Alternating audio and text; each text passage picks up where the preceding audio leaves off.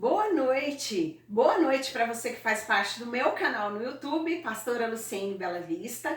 E você que ainda não se inscreveu, se inscreva, deixe seu joinha, compartilhe. Vamos juntos pregar a palavra de Deus. Amém? Hoje quero fazer junto com você uma comparação do tempo em que nós estamos vivendo com o tempo que o rei de Judá, Ezequias, viveu.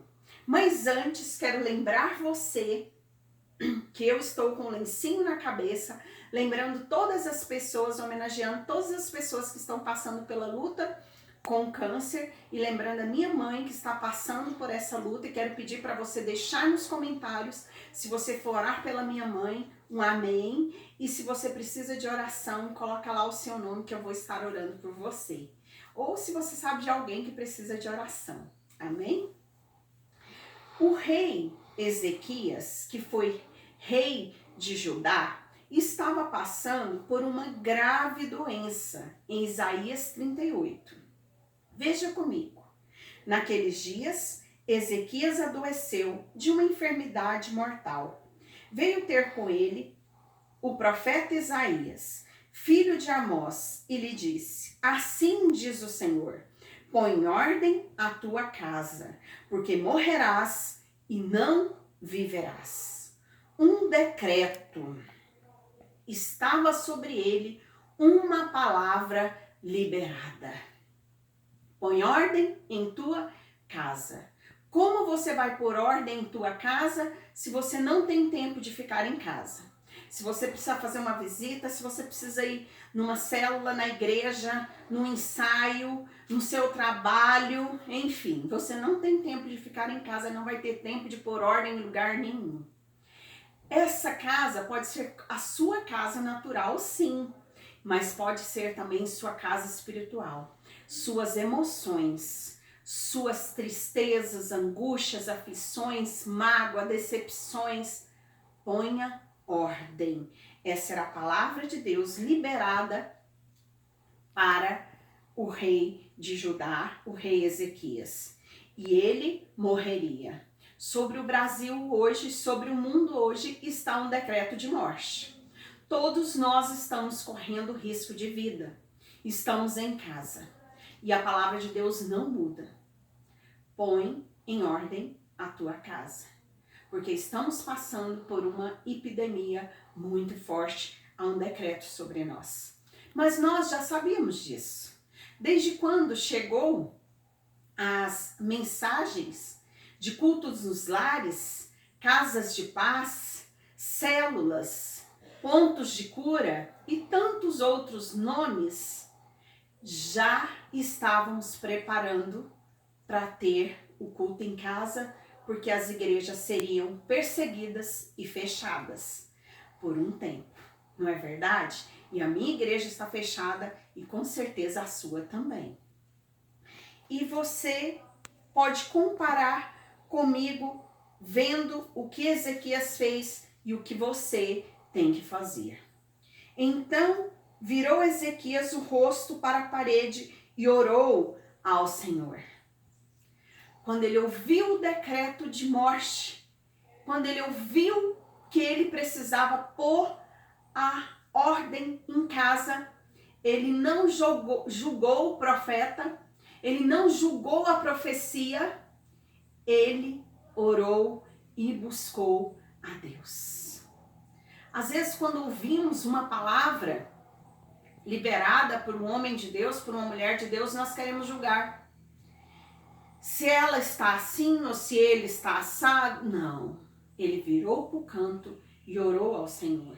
E é o que nós devemos aprender com ele. Primeiro passo, ir para o nosso quarto, virar para a parede onde ninguém está nos vendo e orar ao Senhor.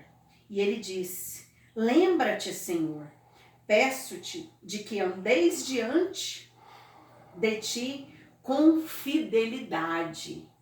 Ele clamou ao Senhor porque ele era fiel ao Senhor. Temos que ser fiel. Com inteireza de coração, e fiz com que era reto aos teus olhos. E chorou muitíssimo. E é isso que temos que fazer. Lembrar ao Senhor, orar ao Senhor, dizendo que nós somos fiéis. Ah, pastora, mas eu não sou. Então seja. É o momento de você ser fiel ao Senhor. É o momento de você buscar ao Senhor. É o momento de você reconhecer que Ele é Deus. Então, quando Ele fez isso, quando o Brasil fizer isso, veio a palavra de Deus novamente sobre ele. Vai e diz a Ezequias: assim diz o Senhor, o Deus de Davi, teu pai, ouvi a tua oração e vi as tuas lágrimas. Acrescentarei, pois, aos teus dias 15 anos. O tempo que Deus acrescentou a Ezequias foi 15 anos. Mandou o mesmo homem de Deus que havia liberado a palavra que ele ia morrer para voltar e dizer que aquela oração foi recebida diante dos céus, que aquela lágrima foi aceita diante de Deus, porque ele era um homem que servia ao Senhor. E foi acrescentado a ele 15 anos. Mas o tempo que Deus vai acrescentar a nós, só cabe a Deus a dizer. Mas há uma comparação e um ensinamento importantíssimo para nós aqui. Livrar-te-ei das mãos do rei da Assíria, e a ti e até a sua cidade, e defenderei esta cidade. Deus livrou Ezequias da morte e livrou dos seus inimigos. Não foi apenas Ezequias, mas toda a cidade.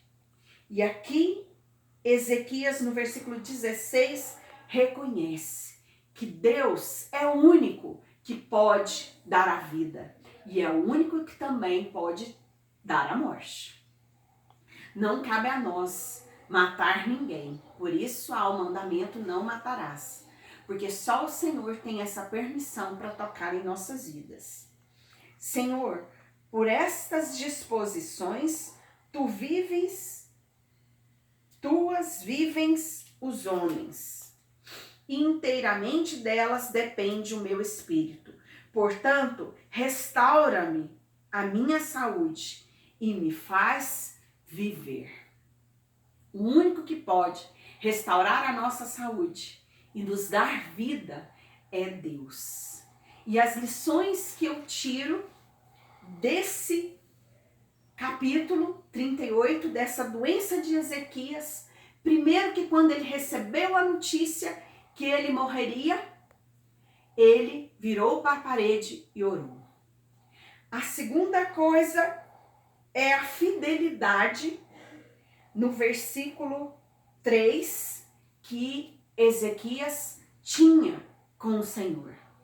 E a terceira coisa, não menos importante por ser a última, o agradecimento, o louvor, a adoração dele. Do versículo 9 ao versículo 21, o cântico de Ezequias. Ezequias teve gratidão depois que ele foi curado, depois que o Senhor livrou a sua cidade do seu inimigo. O nosso inimigo hoje é o coronavírus. E se você orar, for fiel ao Senhor, buscar a presença de Deus e ter esse coração agradecido, esse louvor que agrada a Deus, Deus fará infinitamente mais sobre as nossas vidas, sobre o Brasil, sobre a nossa nação, sobre todo o mundo. Amém? Vamos juntos nessa corrente de fé e oração. Que Deus te abençoe.